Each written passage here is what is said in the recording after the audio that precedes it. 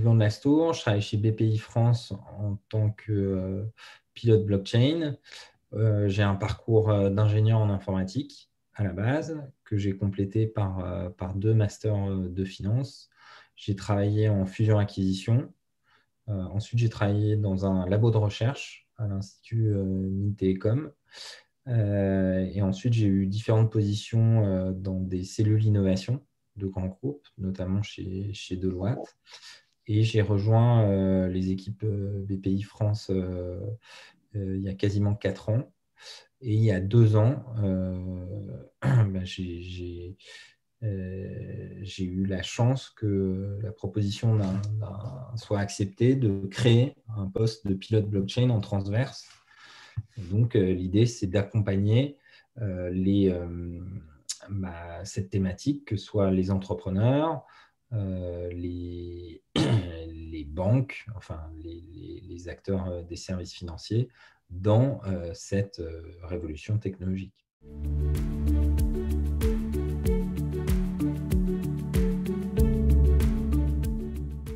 Nous, notre slogan, il est assez clair, c'est servir l'avenir. Maintenant, de manière plus opérationnelle sur la blockchain, on a 3 grands piliers. Le premier, c'est d'identifier et de combler au mieux les failles de marché. Donc ça, c'est plus un aspect stratégique. Pour donner un exemple, par exemple, il y a beaucoup plus, il y a plus d'une centaine de fonds spécialisés en investissement crypto aux États-Unis. On a à date encore trop peu de spécialistes en France. Donc, c'est une faille de marché, entre guillemets. Donc, on va voir comment on peut la combler. Et pour ça, on a tout un ensemble d'outils. On a un fonds de fonds qui investit dans des fonds. On peut accompagner des équipes. Donc, ça, c'est plutôt l'aspect stratégique. Après, il y a un aspect très opérationnel d'accompagner les métiers BPI France, donc de répondre à leurs questions, d'être en support. Ça peut être un chargé d'affaires innovation qui a une demande d'un entrepreneur pour un financement et qui a des questions techniques. Ça peut être et ça peut être un métier BPI France qui a des questions opérationnelles. Le troisième pilier, là, c'est vraiment au service de l'écosystème français. Donc, c'est vraiment en faire la promotion. Et donc, ça passe par pas mal d'événements, donc un peu moins en temps Covid. Donc, on va faire quelques webinaires. Mais sinon, c'est également d'essayer de faire gagner du temps aux entrepreneurs, aux porteurs de projets. Typiquement, si on est au courant d'un appel d'offres, on va référencer les acteurs, les startups françaises qu'on pense pertinentes pour faire gagner du temps aux porteurs de projets.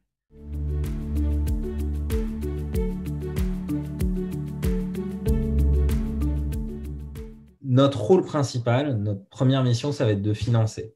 Et donc, on a recensé à peu près 400 projets, 400 startups blockchain crypto en France, et on en finance une centaine.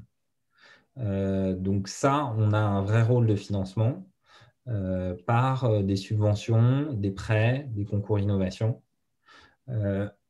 Maintenant, il y a également une réflexion sur l'adaptation de ce financement, puisque aujourd'hui, des projets, des token sales, qui vont lever plusieurs millions dans des temps très courts, c'est sûr que nos financements de subventions sont peut-être pas forcément hyper adaptés.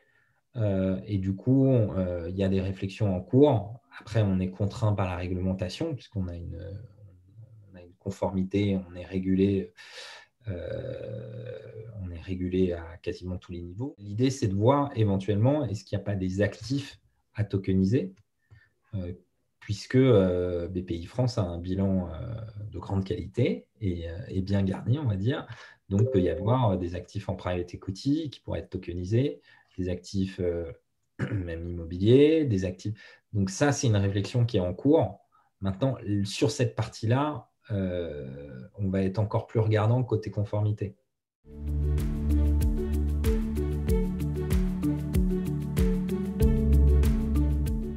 est régulé. Donc le régulateur, on en a peur d'une certaine façon. Il peut nous mettre des amendes, il peut nous mettre en demeure. Donc, on est extrêmement sérieux et professionnel avec le régulateur sur nos activités. Maintenant, sur une vision de soutien à l'innovation, bien sûr, il peut y avoir des échanges avec le régulateur sur ces éléments, et également avec Bercy, sur des éléments juridiques, sur des éléments de marché, puisqu'il y a aussi l'interaction quand même avec les textes européens qui arrivent. On va forcément avoir une position un peu schizophrène, c'est-à-dire qu'on comprend l'utilité de la régulation, la nécessité, mais on n'a pas envie que ce soit un frein, bien sûr, pour l'innovation.